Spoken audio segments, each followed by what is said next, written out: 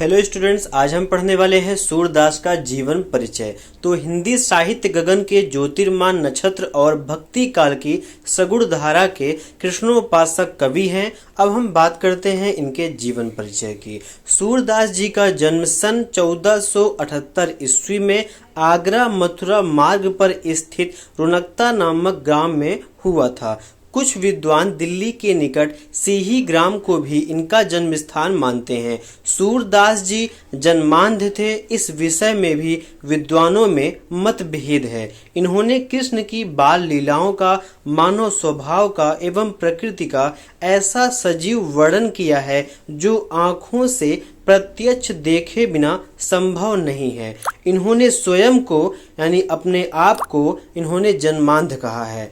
सूरदास की रुचि बचपन से ही भगवत भक्ति के गायन में थी। इनसे भक्ति का एक पद सुनकर पुष्टि मार्ग के संस्थापक महाप्रभु वल्लभाचार्य ने इन्हें अपना शिष्य बना लिया और श्रीनाथ जी के मंदिर में कीर्तन का भार सौंप दिया। श्री वल्लभाचार्य के पुत्र विट्ठल नाथ ने अष्टछाप नाम से 8 कृष्ण भक्त कवियों का जो संगठन किया था, सूरदास जी इसके सर्वश्रेष्ठ कवि थे।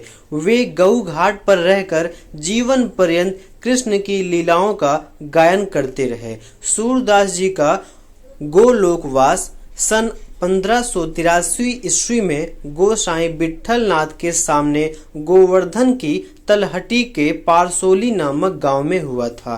खंजन नयन रूप रस माते पद का गान करते हुए इन्होंने अपने भौतिक शरीर का त्याग कर दिया। इनकी रचनाएं जो हैं निम्नलिखित 3 रचनाएं हैं। पहला है सूरसागर, जिसमें श्रीमद् भागवत के आधार पर रचित सूरसागर के 1.25 लाख पदों में से अब लगभग 10,000 पद ही उपलब्ध बताए जाते हैं, जिनमें कृष्ण की बाल लीलाओं, गोपी प्रेम, गोपी विरह, उद्धव गोपी संवाद का बड़ा मनोवैज्ञानिक और सरस वर्णन है। संपूर्ण सूरसागर एक गीति काव्य है। इसके पद तन्मयता के साथ गाए जाते हैं तथा यही ग्रंथ सूरदास की कीर्ति का स्तंभ है। दूसरी जो उनकी रचना है वो है सूरसारावली। इसमें लगभग 1107 पद हैं। यह सूरसागर का सार भाग है।